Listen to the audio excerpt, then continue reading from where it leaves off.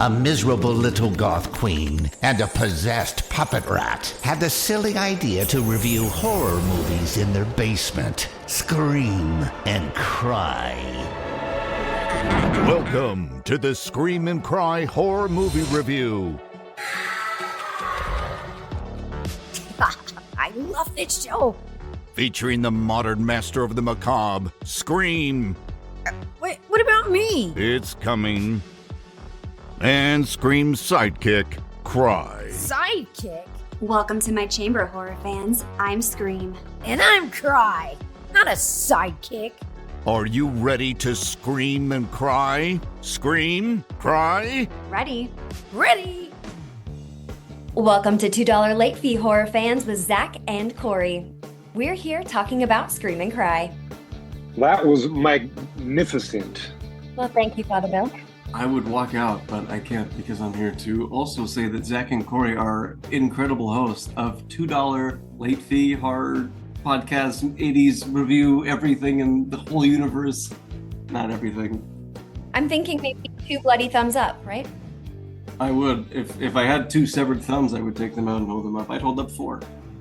2 bloody thumbs from us and for podcasting after dark.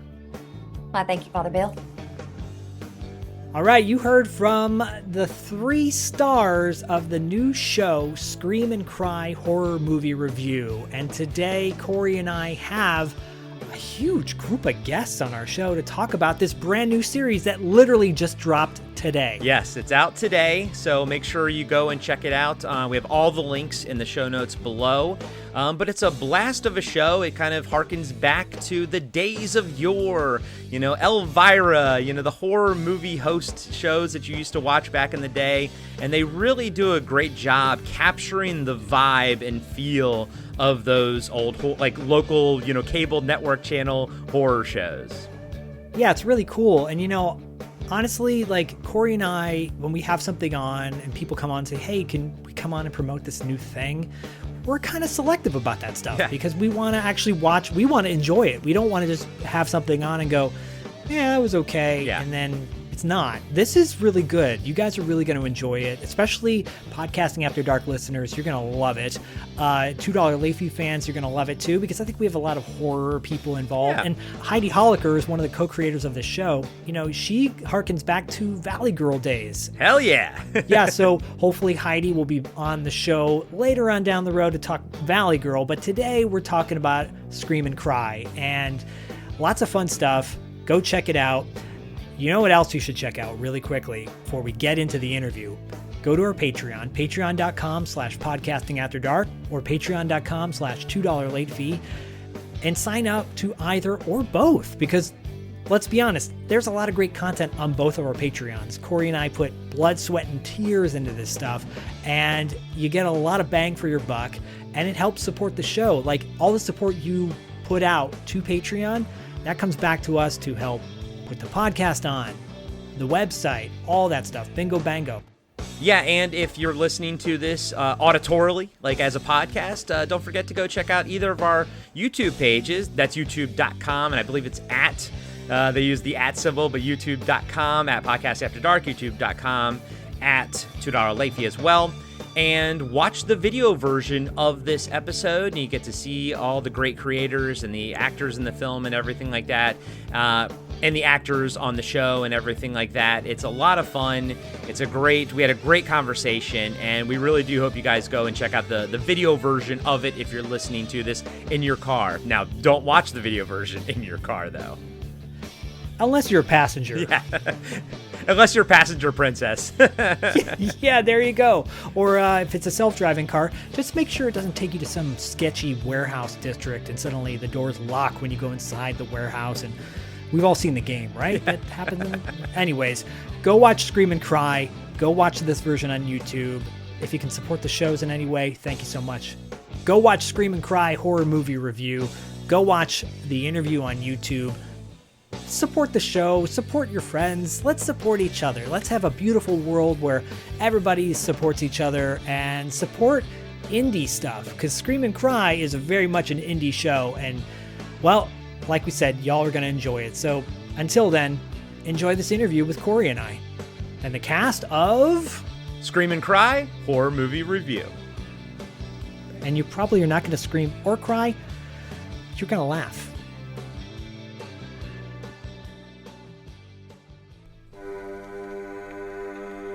Lock your doors, close your windows, turn out your lights, for chills and thrills await you.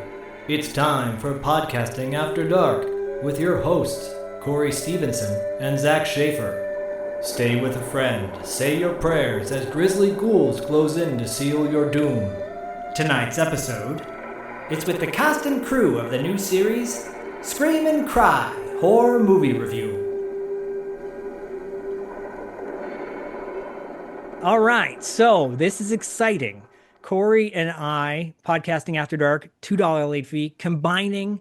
We have been doing crossover all month long, and something surprising happened out of nowhere. We were invited to talk about a very special show that's premiering the day this drops, September 25th. This is exciting. And I said to Corey, I'm like, Corey, do you want to do this with me? And Corey's like, Hell yeah. Exactly. Why am I putting words in your mouth? You should just say it yourself. And here we are. We're here with the cast and crew of the new television show, Scream and Cry. Very exciting stuff. We're going to get into all the nuts and bolts about it. But first, I'm going to introduce everybody. I'm going to start, though, with Heidi Holicker, because Heidi and I were the ones that were corresponding back and forth and talking about Valley Girl. She heard an episode I did earlier in the year with Grace and Maggie from Vidiots, of course, and Grace, my co-host on $2 late fee, talking about our favorite LA-based 80s movies, and Valley Girl was obviously on there. Heidi heard it. She's like, oh my God, like totally, this is great. We corresponded. And Heidi, it's awesome to have you on our show. Thank you for being here. It's a thrill. Thank you so much. Okay, so the show's called Scream and Cry. Heidi has horror movie review. Scream and Cry Horror Movie Review. That's the official title, yes. Thank you. You're welcome. And you have a co-creator and producer on the show. I do, right there. Mr. Reed Shelly. Reed Shelly, welcome. My friend from 7th grade. Good to be here. Friend from 7th grade, really? Yes. That's awesome. Okay. Yeah. Okay, so you guys have you had snack together, you lunch together. Nah, he was too cool. He was playing ball with the guys. So no, I was dallying out. No. Well, right now, based on his background, he's on fire, so he's hot, yeah. I guess, as people could say. Anyways, on top of that, and I encourage everybody, if you're listening to this on our audio feed, either in Podcasting After Dark or $2 late fee, go to the YouTube channel. You can see it all there. There's going to be some great visuals will be popping up through this episode talking about Scream and Cry or a movie review. Let's get into the rest of the cast and crew. Mimi Torres plays Scream. Hi. Mimi, welcome to the show. Thanks for having us. Very exciting. Yeah, really happy to have you on our show. Donte Paris, who plays Hot Delivery Guy. Donte, how's it going? That's me. The title's still something I'm getting used to. It's a pleasure to be here. Thanks for having me. Little bit of advice from someone who's a little up there in age. Take advantage of it while you can. Oh, I am full advantage. I'm being humble. We're on, it's recording. I got to be humble. Totally. It's fun. Be like Wilbur and Charlotte's Web. That's what I always tell my Zach, son. I thought you were going to say, take it from somebody who is also a hot delivery guy. Oh, yeah. I did think it was going in that direction. Thanks, Corey. I'll take it. And finally, Bill. You know what, Bill? Before you came on, I asked everybody, I'm like, how do you say your last name? Is it Prokopow? Are you asking me, or did you ask them? I'm asking you, Bill. Is it Bill Prokopow? Prokopow. Okay, Prokopow. Sorry. The Americanized, westernized version is Prokopow. Bill is he plays a character, Father Ted, on the show. He's a music composer. Father Bill. He plays Father Bill on the show. He's a music composer. He's a director of the first 3 episodes that I watched, and Corey did as well. Welcome to the show as well, Bill. Thank you so much. It's a pleasure. Thank you, Zach. Thank you, Corey. Thank you. But I got to add, Zach, thank you for the season 2. We now have to have a Father Ted, your twin brother, Father Bill's non-evil twin brother. So you'll have a Father Bill and a Father Ted, yeah, and then you know, at this point, and you're clearly playing the role, so that's how this stuff works. I'll take it. It's hard to hear the name Bill without going Bill and Ted. We're so locked into the 80s. Well, there was also a Canadian That's show funny. or a British show, I believe, called Father Ted back in the 80s that my father used to love to watch. But anyways, that aside, Heidi, let's jump in this with you because Scream and Cry is, I was talking to Corey offline about this. I said, Scream and Cry reminds me of like Elvira. It reminds me of a little bit of Joe Bob Briggs, but it also reminds me of Madusa from Terrorvision, which is a great underappreciated 80s movie. If y'all have never seen it, go watch Terrorvision with John Grease and Diane Franklin. Yeah. Anyways, Scream and Cry is fantastic. How did this all come to be, Heidi? Well, I'm gonna throw that to Reed. Okay. We started this together a while back, and based on running into each other at a high school reunion, we kicked around a few ideas. And Reed, take it away. Yeah, so Heidi was out producing and looking for projects, and I was looking for something to do. I had a couple things. This was the one that rose to the surface. I loved horror, I loved camp, I loved comedy, and we just started talking about two ideas. And we did this one on a really kind of darker way at first, and then it just kind of took off by itself. We got a lot of people raising their hands and saying it's silly and stupid. I'd love to do it. So it's silly and stupid in the best ways possible. It's one of those things where where I go in my mind watching this show, I want to know the backstories of these characters, Scream and Cry, and all the other ones too, Bill and Hot Delivery Guy, everybody. Yeah. Because but then if you go to the YouTube channel, actually, and there's links in our show notes to Scream and Cry's YouTube channel, you can check out some of the older footage from back in the day, like the silent movie, which is really brilliant. Yeah. And I highly recommend everyone check that out. And it's so great because it's capturing a forgotten by some. I think the idea of like the basic cable access host, Zacherly or oh gosh, I had Zacherly back in the day where I lived. And Heidi, did you have someone like that back in the day? Someone was talking the other day about Gulia. Was there someone named Juliet? Svengoolie. Yeah, came out of a casket. And of course, Elvira, the brilliant Cassandra Peterson, who was hired to do that and then ended up buying it out and owning it and producing it, and very inspirational. It is, and this is really inspirational because you guys have created something that, while it pays homage to things in the past, it's very much original and it's of its own. Yeah, and right out of the gate, which is what I like about it, and Zach knows on the show, I like to world build and everything. It feels like a completely fleshed out, universe right out of the gate. You get all these glimpses of these like side characters and stuff like that. And I think they're all fun and they all feel like they have their own personalities and everything. And you almost want to know more. And I hope that, as time goes by, we actually get maybe some glimpses into maybe some of their backgrounds. I'm sure some of them, they are what they are.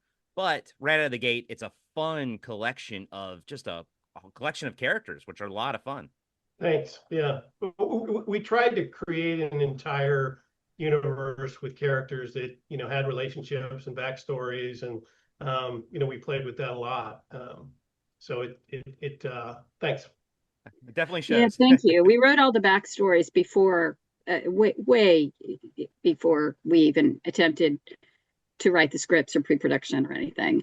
And we added the two new characters, Hot Delivery Guy, named that because his name is Guy and he delivers hot food. Yeah, it's obvious. So that's obvious. And then Juliet Landau plays Dark Pixie, which is a role that Reed and I created roughly 7 weeks prior to filming. So very, very quickly in because she wanted to come play with Mimi. Wow. And let's throw it to you, Mimi. You're clearly, if you're watching this on YouTube, you realize Mimi does not look anything like Scream. How did you come to this project? Honestly, I was so lucky. Thom Pinto, who is the voice of VO Guy, and a couple of other characters was kind of like my voiceover dad. I grew up in the Bay Area. I went to school there for voiceover, and he was one of my first instructors in voiceover. Oh, cool. And he has really taken me under my wing when I moved from the Bay Area to LA. He's like just really helped shape everything that I've been able to put my name on. And he was attached to the project before I was, and he told Heidi and Reed about me and somehow convinced them to let me play with them. So, yeah. That's rad. I mean, it doesn't often happen in this industry where you know someone and you're like, you know what, that person would be really cool for this project. And suddenly bring him in, you're like, yeah. It doesn't always, right, Heidi? You've been in this business for a long time. Sure, but this is exactly how it happened with everyone and everything. Father Bill, our Bill there, he's our musical composer, and he came up with, he was playing around with Reed and came up with some crazy song, a children's song about death. And we put him on camera, and he started, it's not in the episodes, it's just a different, little mini short. And then we just said, okay, his name's Father Bill. Going to Amazon, got him a big, huge cross, got him the collar. He became Father Bill. With Mimi, I saw a little video of her on YouTube, and she was actually organizing her house, and just her attitude and her kind of being in charge and vulnerable at the same time. I loved it. It had nothing to do with acting per se. And then Reed and I got on a Zoom with her, and within less than 20 minutes, we texted each other, and during the Zoom, and I said, yeah, she's it, right? And he said, yep. And that was it. E.G. was obviously no brainer. Once we realized we needed a puppet and a puppet voice, which was very, very early on, said, well, E.G. So Reed and I went and pitched it to her, and she's like, yeah, I'll do it. That's awesome. So, and bringing everyone in, my friends from, I ran Rick Baker's studio for 9 years, co-ran it. So Eddie Yang is our puppet designer, who's brilliant, Tron, Iron Man, everything. And we just said, hey, would you build us a puppet? And said, what's your budget? We said, none. We have some wine and some lunch. And he did it. And then everybody else sort of slowly came in. Once we had the puppet, we needed the puppet fabricated. And that's, again, another very long time friend named Fred Fraley, who became our assistant puppeteer and basically taught Reed and I that, oh, you guys, if you need a puppeteer, we can I know someone and I can help. We're like, oh, do we need a puppeteer? Oh, yeah. Probably. So, it's such a learning curve. But we're here now, and Thursday we release 8 episodes on Amazon Prime, and Monsters and Nightmares and Magnolia Selects, and very exciting. And then we go to Monsterpalooza, Son of Monsterpalooza on October 11th. So everyone get your tickets and come see our panel, 12 o'clock on October 11th. And yeah. There I'm doing my little pitch, but no, I love it. I love it. It's literally been a pure labor of love with blood, sweat, and fake blood and sweat and a lot of tears. Well, I think that's one thing to cut you off really quickly to say that you joke. Well, it may be serious. You went on Amazon to get a cross, for Bill, and at times it clearly has, like I said earlier, that public access, local station vibe to it. But again, the writing is really great. It's really funny. And Bill, Mimi, I want to come back to playing with a puppet in a moment, because that's very top of my list of things to ask you about. But Bill, you composed the music for this show. The music is great. Not to blow your own horn or whatever, but it's seriously. So you came to this project with that musical background. What was your inspiration for the music? Let me see. I mean, it was just to be scary and wacky and try to take all of the vibe from the show and put it in the musical form. There's a lot of experimentation. At times I would send really, really strange, weird songs to Reed and be like, I don't know what to do with this. And sometimes we would film that and make that into a thing. And then I just kept that same attitude for the rest of the music, and just a lot of experimentation and just trying to figure out the right vibe. And did you have an acting background as well when you were approached with playing Father Bill? Yeah, I mean, I still don't know quite how I got the role. I mean, I think I came on as composer, and then I wrote a song where I was singing, and I was like, "This is a song about death, and there's some weird thing," and then that's how it kind of came up. But yeah, I acted all through growing up. The minute we put you on Yeah. camera, that was it. Yeah, I mean, I have a ton of performing experience as well as composing experience, so it seemed like just kind of a natural fit. Love that. But we also thought, I mean, E.G., is so musical and can sing. Bill can sing. We got these two wacky characters. Bill has these Mimi can great sing. songs. Donte can sing. Yeah, Mimi can sing. Reed can sing. Everybody sings. Donte can sing. You should hear But Corey so- sing. Yeah. So we just kind of went, let's just do it and figure out how it fits. I mean, and Yeah. we've had a lot of fun with it. That's awesome. And Donte, you when you have a part on a show that is there's no such thing as a small part, right? It's how you play it. Sure. And Yeah. you come on and you as hot delivery guy, because it's hot food and your name is Guy, like Heidi said, and I want to keep reiterating that because we don't want to go any negative territory there. But you're so funny, like just with your facial expressions. Unfortunately or fortunately, we've all known that guy, that emo looking kid that, people go, oh my God, he's so hot, he's so cool. And then you play that part so well. There's like vibes to me of like 80s Corey Haim or Feldman in there of like, hey, just brooding back in like Lost Boys era. Interesting. Sure. Coming into this, did you have any sort of motivation for your character? Well, I can tell you I was brought on for my ability to recite very lengthy monologues. No, I don't think I had any direct inspiration. I'm a fan of the 80s, but I tend to be more a fan of the 80s horror scene. I mean, obviously this is very relevant, but for the character, no, he's very much a side of me. I mean, I am a pretty moody person, and I actually dress quite goth. I usually actually have eyeliner, and I do slight makeup related things and awesome. In that vein. But no, it was a really, he's a very simple character, but there's a lot of depth to him that I think is explored and we have yet to explore. Yeah, the beautiful thing about your show is, and I was saying this to Heidi the other day, it's 11, 12 minutes max usually at each episode, which is really nice for people who have short attention spans, but also for the audience that our generation that wants to see more content and go, wait, but I want to know more of this backstory. And I want to know, wait, there was a moment where, Cry was like very choked up about something. I want to know more about that. So there's so much to build on. And like Corey said, we're both those world builders where we want to know the background of all these characters and hopefully build a bigger picture. And with 11 minutes, you get Hot Delivery Guy and, Father Bill, like very briefly, but the jokes come quick and they all land, so are those workshopped like on the scene, or do you write them in, or is it a little bit of improv and how it works out? Like, how do you come up with the jokes for Father Bill and Hot Delivery Guy? All of the above. Okay.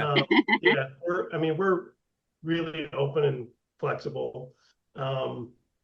We, had to write 12 episodes, so we had to structure and pick all the clips, write all the scenes, but we made a lot of changes on the fly. Luckily enough, we were allowed to. So yeah, all that. Yeah, because they all land. So it's not an easy thing to do to land all of your jokes in 11 minutes. So it's really, and I always enjoy seeing those characters whenever they pop up on screen. A lot of that's post too. Yeah, a lot of it's post for sure. And a lot of it is also in the writer's room, which we did virtually. And there are 4 of us. Thom Pinto, who plays VO Guy, who it wasn't available today, but he also was our post-production supervisor and one of our producers. And then Richard Holicker, who's my brother, who I've written with before, and Reed and myself. And so we wrote all 12 episodes. We gave ourselves 3 each that were kind of our babies. And then we worked together on every single episode. So we knew if something wasn't landing, the other three could say, hey, how about this instead? So we had a really great base by the time we presented it 3 weeks before shoot to the cast. And then they had time to go over it. And then, of course, on set, you want magic. So things come up, things change. We're totally open to that. We had it was an interesting experience because prior we had done this just for ourselves. And this particular show, these 12 episodes are for Magnolia Pictures, genre arm Magnet. And so we had notes given back by Magnolia, but their notes were very smart and very, very minimal. Oh, good. So we were really, really lucky because we had no idea. This is the first time they've ever ventured. Jeff Cuban owns the company, and Randy Wells is the president of Magnolia Home Entertainment, and he championed this whole thing through. He came to a Monsterpalooza we did 2 years ago, and he saw some footage on my phone, and he just fell in love with it and really helped get us the deal. And so, we had to work within the parameters, which were really quite wide and lovely, because this is the first time they have ever ventured into being involved with a brand new creation. Usually Magnolia Pictures acquires completed feature films and documentaries. Okay. So it was all a learning curve for all of us, hey, yeah. What about that word? Like, okay, we can drop that word. That's fine. And don't give away the ending. Make sure you don't give away the ending. So that Reed and I had to play a lot with to make sure we did not ever, even though it might seem we're getting close, we don't give away the ending in any of the episodes. Yeah, I was going to ask if they gave you clips that you could use of the movie, like were they already pre-approved? Yeah, the entire movie, we had access to anything. Everything. Okay. Just not the ending. Just don't do the ending. Correct. Yeah. Just don't do the ending. Right. Right. They just circle back to, jokes landing and the writing piece. I mean, the talent was extremely experienced and all had, performing chops and great timing. So, I mean, between EG, Thom Pinto, Mimi, Bill, and Donte, we all kind of had, we all had, a rhythm that worked pretty well together. So it shows. It definitely comes across on screen. Oh, for sure. And I do want to talk about some of the movies that you cover in this briefly, because I want to get everybody's take on which one was their favorite out of all the movies you've done. But Mimi, was this the first time you've ever worked with a puppet before? Yes. Okay, so talk about that with us. Like, obviously, E.G. Daily, legendary voice actor, screen actor, et cetera, musician, just phenom. Mm-hmm. That aside, working with a rat that looks like it's been run over about 14 times. And by the way, I had a zombie bunny when I was a teacher in my classroom. I had a zombie bunny, and the kids loved the zombie bunny. So I feel like kids are going to look at this Cry character and go, oh, I want my own stuffy of Cry. But can you talk about working with a puppet? Honestly, it was more intimidating working with somebody that I grew up and really inspired me to even get into voiceover in the first place than it was working with the puppet, because I knew if I could work with EG would lead me exactly where I needed to go. And it was, of course there was learning curves of when we're on set, I have Cry here, but EG's over here. So, right. There was a little bit of, making sure that I'm connecting with Cry and not Cry. But no, it was wonderful. It was lovely. It was so interesting forming a bond with this scraggly little guy that has so much heart and soul. But it was wonderful. It was a great experience, and I'm so glad that I can say that I've worked with a puppet. I mean, not too many people outside of Henson, and there's some great puppeteers out there, but obviously, Heidi, you have someone the Cry character becomes, the minute you see Cry come on screen, you're like, it's not E.G. Daily, it's Cry, this rat. Thank you. We're so proud of that. That is the magic, true magic between the combination of E.G. Daily, her voice, her timing, and brilliant is so overused, but are truly brilliant puppeteers, led by Artie Esposito as the lead puppeteer, with Brett O'Quinn and Fred Fraley assisting him, and just the mannerisms, because the paws are rod puppet, they're puppet rods, and then the body is something different. And there were just moments when my mom was watching something on my phone, and she's just like, what? You have to call the puppeteers tonight, right now, and you have to call Mimi, and you have to tell them all, and call EG, that they're just so brilliant. I said, I know, I've told them that they really appreciate it, but they are the timing, because the puppeteers are on the ground, on the floor. They have a monitor, but just they know how to hear what EG's saying, and Mimi's response to it, as scream, is just, it's gold. It really is magical. It gives me the chills every time. I'll stay with you until death do us part, or at least till we both say goodbye. And I'll be your friend through blood till the end. Together we're scream and cry. Together we're scream and cry. Yeah, that's right.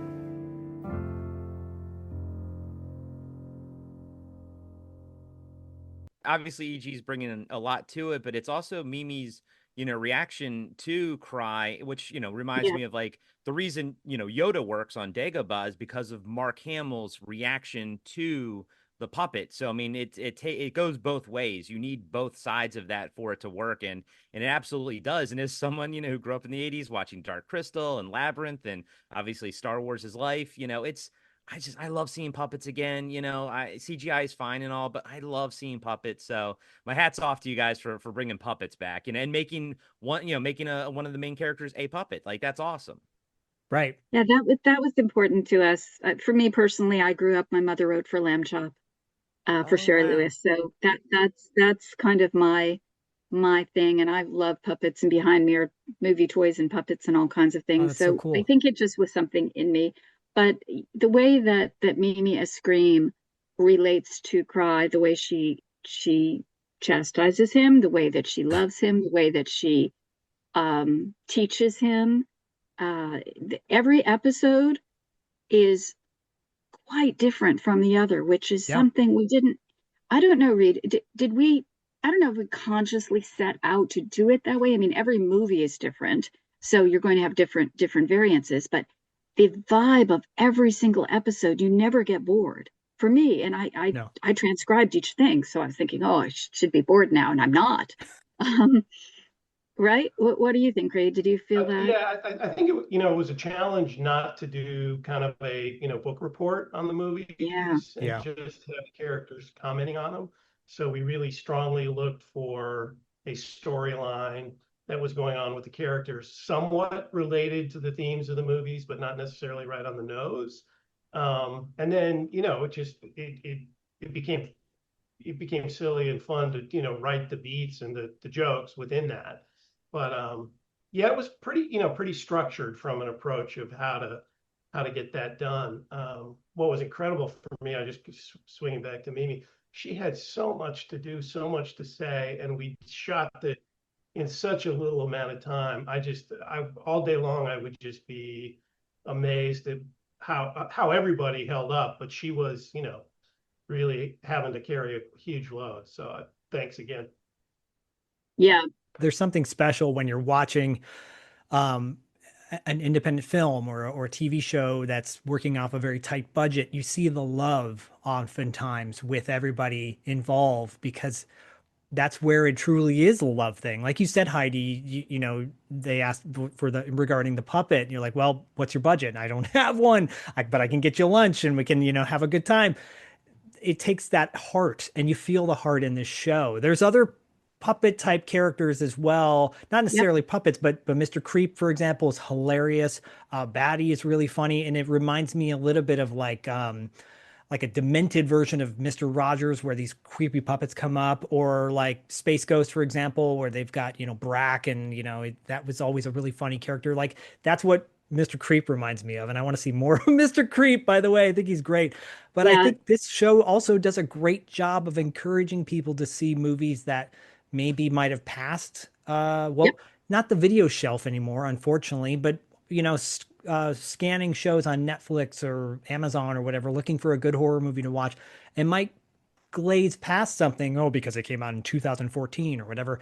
This is a great way to remind people that there's some really good horror films out right now that maybe they might have forgotten about. Like, yeah, I mean, yeah, go ahead, Corey. Splinter has been on like my watch list for a while. And I'm like, right when I first saw the trailer back in the day, I was like, oh, I want to check this out. But, life, mostly we have time to watch just the movies we got to cover on the show and everything. But watching the review on your all shows, Scream and Cry horror movie review, I was like, oh yeah, I need to go back and rewatch Splinter. That looks freaking awesome. And you guys showed me some stuff that like actually made me want to see it more than I think the trailer did originally. So in that regard, I think it does its job.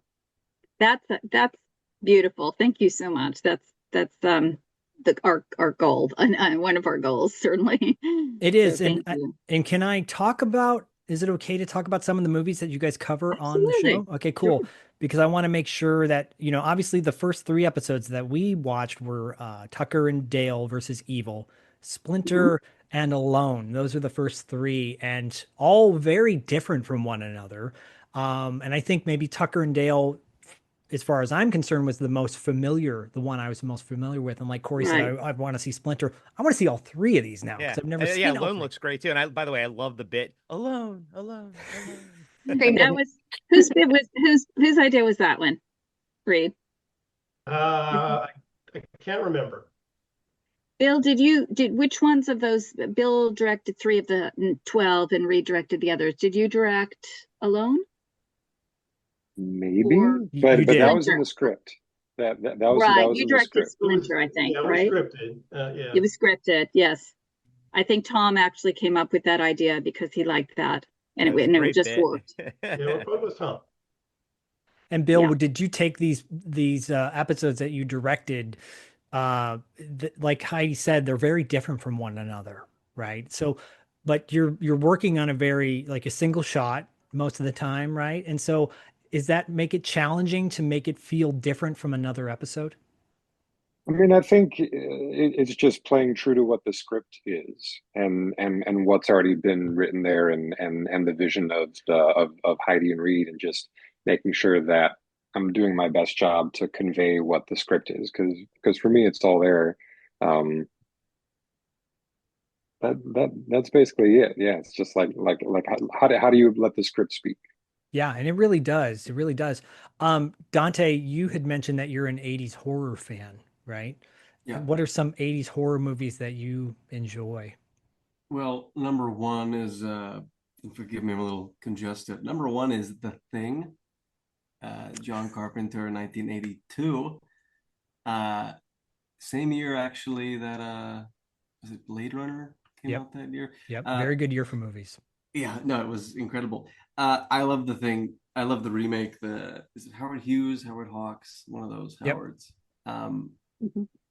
That's by far my all-time favorite. Nice. That's a good choice, right, Corey? But I love like going way back. I love 50s, 60s, Atomic Age horror movies. I like giant bugs. Oh, I'll just put it out there. I like them is number one of my list, favorite movies. Yeah, we broke that down. We reviewed that on Podcasting After Dark. I used to watch that with my grandpa. I love them so much. It holds up. I'm just going to single you 2 out, and you guys can talk about 50s sci-fi. Let's get out of here. I love that. But Donte, as far as these movies for Scream and Cry horror movie review, which one stands out to you as one that you're like, oh, that was intense, or when you want to watch? Or the episode? I mean, to watch, I went into this not knowing Magnolia at all. I was like, I've never heard of Magnolia until I looked up their catalog. And I was like, oh, I know this, and this.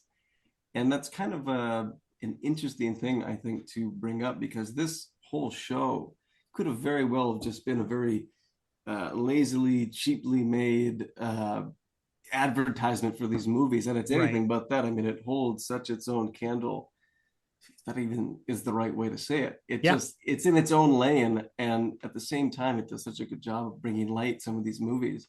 I think we did VHS Viral. Mm-hmm. Was that one we did? Yep. We did one of the VHS movies. I've only seen a few of them. I know there's like 8 or something now. I was inspired from that episode, and I watched the most recent one to date at that point, which I don't remember which one that was. But Beyond, VHS Beyond, maybe? Yes, it was Beyond with aliens and whatnot. Yeah. They're good movies. They're not just schlocky things that it's like, oh, we got to get people to watch them. It's no, they know which ones people will actually like if they learn more about it, which is a great purpose for the show. Yeah, again, I think that's a really cool thing that you guys are doing. You're choosing films that obviously are in the catalog of this company, but they're good movies, right? Yeah. We took a long time doing that. Yes, we went through the catalog and we chose the first thing we did was choose what we felt we could play with the most. Okay. And then we had to make sure that it was in the evergreen streaming world, meaning that because it takes a period of time to make them and to come out. In our case, it was pretty quick. We closed the deal in January, started writing Feb, March, April, May, shot in May, went right into post in May, turned around 1 episode a week in post. Insane. And finishing all the paperwork, and now come out 8 episodes this Thursday. So we had already put in a couple years to create and build and know these characters and all of that. So we were very ready. But to choose the specific episodes, we might have really loved one, but it was expiring, let's say November. So Magnolia wouldn't get its mileage out of it, nor would we. So we take that off the list. And so that's how the list kind of got weeded down to the 12. Well, it's a great choice. And I won't spoil. I mentioned 3 or 4. Donte, you mentioned VHS as well. And I won't spoil any more because I want everyone to go check it out. And we don't want to give too much away. Heidi, if you had to choose one movie from your catalog, which one would you choose? For me, it's Kiss of the Damned, written and directed by Zan Cassavetes. So one of the Cassavetes, the Cassavetes sister. Really? And I had worked years before on a movie called Life with Rick Baker with her brother. Why am I blanking on Nick Cassavetes? Nick Cassavetes. So Zan Cassavetes, and this film is produced by Jen Gayton, who's a wonderful producer. And it's one of the ones that I got first to play with before we took it to the group to go over. And it's just so sexy.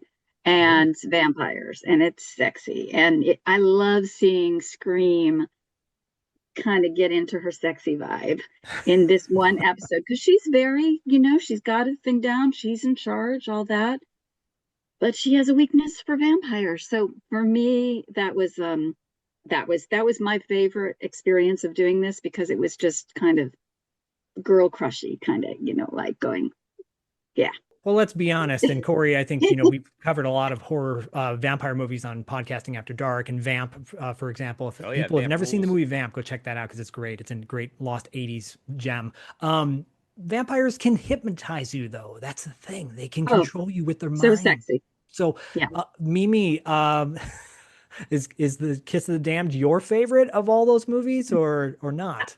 I would say it's yours? up there. I think the one I truly enjoyed was Agnes. Oh, okay. That was the nuns, and I really enjoyed like the story, and I just loved the twist and the turn, and that was personally my favorite, but I do love vampires. So Kiss the Damned is up there as well. Nice. How about you, Reed? Which is one of the movies that stands out to you? It's like, oh yeah, that's one. I loved Severance, which kind of surprised me. I didn't think it was going to be as funny, or as, it just the humor, the level of humor kind of hit really well with me. And it was a lot better than I expected, and really enjoyed it. So yeah, Severance is a great movie. Yeah, I just watched the trailer for that and I was like, this looks really good. And then I saw Heidi send us the list ahead of time and like, wait, it's on there? Okay, cool. Can't wait to watch that one. Yeah, it's a cool movie. It's really cool. Nice. Bill, how Yeah. about you? Bill, what's one that stands out to you as a movie you're like, oh yeah, I could watch that again and again? I mean, I think for me, Tucker and Dale versus Evil, just because the mix of campiness and humor and grotesqueness, and Alan Tudyk is just always just a treasure to watch and behold. You know, Fangoria used to put out a thing back in the day when they had I know they have a physical magazine again, but way back in the day, and they would show actors, before they were famous, quote unquote. And for example, Sam Rockwell was in a movie called Happy Hell Night from 1991, which is a great movie, by the way. It's a lot of fun. It's really fun.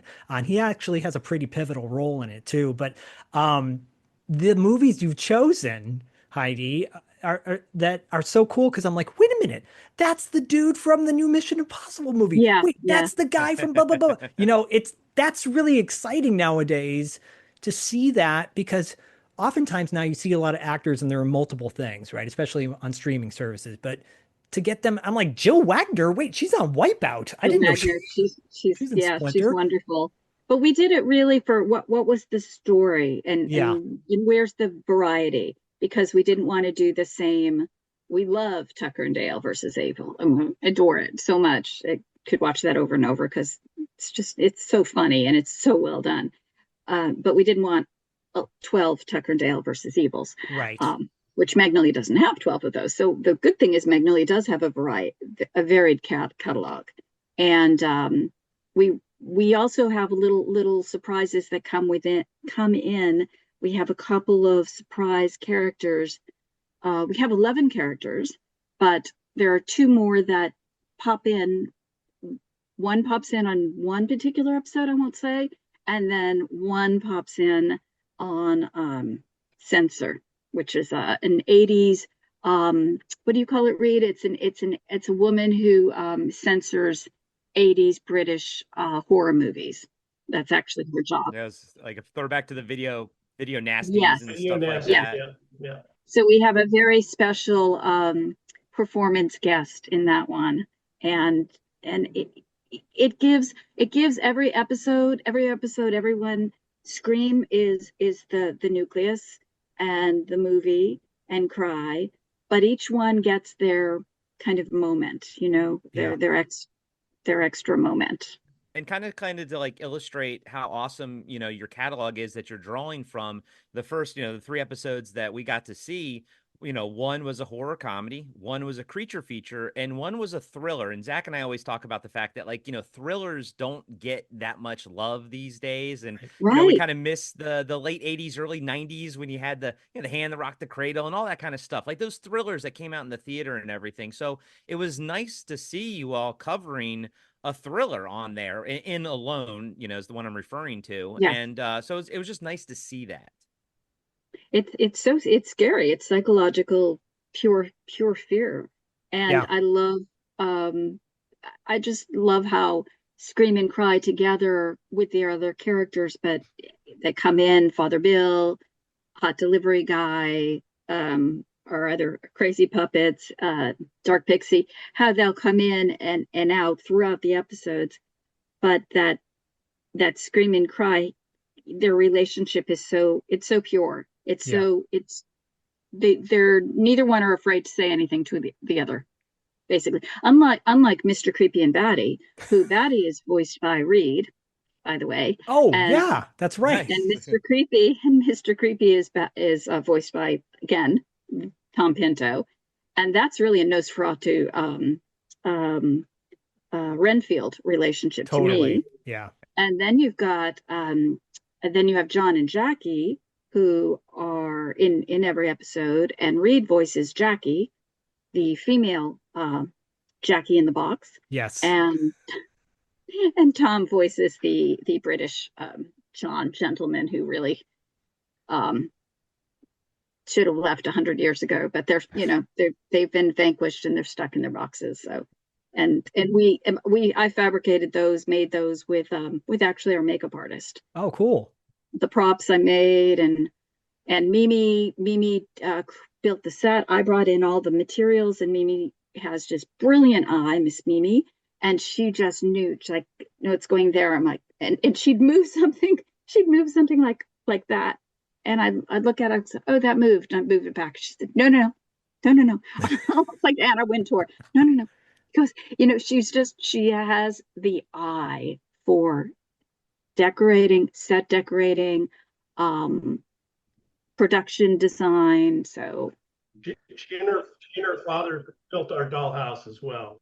yes, Mimi built our dollhouse. It's a real dollhouse at the beginning. Oh, cool. Well, I got to tell you, so there's so many things to say, and I feel like we could keep talking for a really long time about this. But first and foremost, links to watch Scream and Cry horror movie review are in the show notes, so everyone can go check it out. We implore you, go watch it now. Go check it out. It's 11 minutes, 12 minutes each episode. It's not going to take too much time out of your day, and it's so enjoyable. But Mimi, what you've created in Scream is, a really cool, fresh, modern take on what a horror host would be like now, in 2025, which could be tricky, right? Because you want to convey a level of sexiness, but also, intelligence and toughness. And you've got all those elements in there, which is really brilliant. And it's very natural. Like you did a really great job. And I want to say that to everybody on screen, Donte, Bill, like it's a lot of fun. And what you guys have written, Reed and Heidi, like it's like Corey said, it's smart, it's funny, it's engaging. Just give it time. Like watch these shows and just invest for 3 episodes. By the 3rd one, I was like, okay, well, when am I going to get the next of them? Yeah, when's our next screeners coming? Hey, Heidi, can you send me the rest of these? Because I can watch it. Like they're really good. And again, it helps when you've got a movie that is compelling and no one's ever seen it before. Well, not no one, but the audience is smaller for some of these films. Mm-hmm. And that's fresh, so you feel like, well, what's this original movie? So hats off to all of you for doing a great job. Thank you so much. Thanks. I didn't wait to see for thank yous. I just didn't want to talk over any of you. So before we wrap up, let's say, Heidi, what do you want to leave? Like, what are some parting words you want to leave with everybody in regards to Scream and Cry? Well, we want to continue with Scream and Cry. We want to do a season 2. We want to do a movie, Scream and Cry movie. I came up with an idea that I need to talk to Reed about, so I don't want to put it out there yet, but something that we kind of already have done. We just need to do a couple of little tweaks. And so it's just the Scream and Cry world, and to continue on creating more and more characters and expanding their world. And I definitely want to, I'm about movie toys myself. Having worked for Rick Baker and had an office filled with every friggin' movie that we did, and always the one no one wanted them. I got all the toys, the Grinch toys. When my mother worked on Sonny and Cher show back in the day, Sonny and Cher didn't want their toys, so I got their toys too. So I've always been into like toys and merch. So I'm excited about going to sleep with Cry bedding. I can totally see Scream and Cry merch, at Spencer's and stuff time. Like that. I mean, it's perfect. Yeah, and the action figures. Imagine the action figure of VO Guy. It's just a box with a microphone. It sells itself. Right. So, again, continue to create, continuing to expand our universe and take on other projects together. That's awesome. I coincidentally, this is the weekend of Los Angeles Comic-Con, and Corey and I are actually doing a panel on 80s horror toys. So horror toys from the 80s, which is kind of perfect. I love those Remco figures of the Universal monsters back in the day. Those were amazing. But Reed, how about you? What are some parting words you'd like to leave with the audience? Yeah, just, you tune in, check it out. We had a lot of fun doing it, and I think the audience is going to find, fun stuff to do. For me, it's just a great playground, and the people we got to, just, if we had an idea, people would just say, sure, let's go, do it. Mimi and her dad would build a dollhouse, and Bill would give us a music sting, and, we would, it's a great, fun playground creatively for us. So hoping that translates to the audience. It's awesome. Awesome. How about you, Bill? Final words, final thoughts. Final words. Enjoy. That's all I can say. Yeah, it's labor of love and very fun. So enjoy. Yeah, I echo that. You definitely go out there and watch it. Donte, I know Hot Delivery Guy doesn't have a lot of words of wisdom, but they are powerful. When he does say something, it's deep. So could you give us something deep? Is something deep. Well, I can tell you, I came into this knowing nobody, and I was one of the newer people in the world, and I learned very quickly how fun the process is and how much fun the people around me had contributing to that process. And so I think it shows. And I think, as you have mentioned, Zach and Corey, when you watch it, it's like, when can I see the next one? Because I think that fun is rather infectious. And I'm excited for everybody to see it. I'm excited to see it. I haven't even seen these screeners yet. So I'm looking forward to, you guys have the special treatment. I'm really looking forward to seeing it alongside everybody when it releases. Nice, nice. I have a Hot Delivery Guy line for you, Donte, to close the show. Thank you, Reed. It's just out. Out. Yeah. Hold on to that line, Reed, because not to put her on the top of the pedestal, but Mimi, you are Scream. You are the lead. You are the star of the show. What are your final thoughts to say about this amazing new series? Yeah, it would mean the world if everybody checked it out, and just know that everybody that was a part of this project put so much into it, so much heart, so much time. And it's really amazing to see what can get done when you're working with a group of people that care so much. And yeah, please check it out. Thank you. Awesome. I want to say thank you, Corey. I know Corey and we do this show. We have fun on the show. We get to talk about great things from way back when, but it's really amazing when we get to talk about something fresh and now. Yeah. And it's very special to have all of you on here. And thank you for your time and your energy. Thank you all so much. And your patience to deal with this panel. You know, it's like a panel at Monsterpalooza, which in fact, in a couple weeks, there's a link to Monsterpalooza as well in our show notes. Go to Monsterpalooza. If you're not in Los Angeles, tickets are pretty reasonable to fly out here right now. So go make it happen and see all these guys in person. They're all going to be there. There's going to be some other special guests. I won't say who, but just go check it out. It'll be a lot of fun. E.G. Daily will be on the panel, and Juliet Landau will be on the panel. Our unit photographer, Deborah Weeks, will be moderating. So, and Rick Baker did a lovely celebrity promo for us. So it's pretty big deal. It is a pretty big deal. We're negotiating with Cry. We think we can Cry. That's true. That's very true. Right now, I have him in his little bed, and I put a new blankie on him, and I got some cheese. So I'm working it. Did you give him a pizza? I think he likes pizza, by the way. He loves pizza. That's going to be dinner. Okay. Right now, he just wants some cheese snacks. So yeah, I think it's gonna happen. I'm pretty sure. Sounds good. As long as I stay out of the bedroom and let him have it, and you know, and he has his little eye shades on, we're good. He misses Scream. He hates being away from Scream. It's understandable. All right, everybody. Go watch Scream and Cry, a horror movie review, and the links are in the show notes.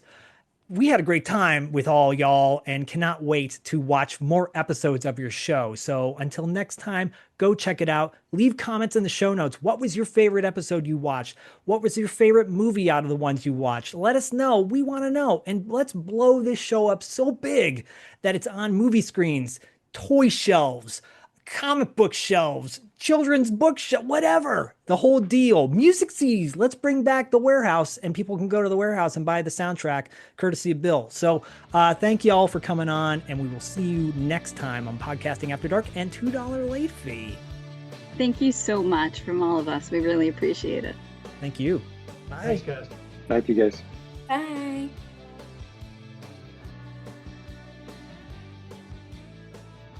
Oh, listen, I just wanted to say goodbye and remind you that the good guys always win, even in the 80s. Be sure to subscribe to Podcasting After Dark on Spotify, Apple Podcasts, and YouTube. You can support the show by joining our Patreon page, picking up a t-shirt from our merch store, or leaving us a 5-star review. Follow us on Instagram at Podcasting After Dark. All links can be found on our website at www.podcastingafterdark.com. And join us next time for another cult movie or TV show review with Corey Stevenson and Zach Schaefer.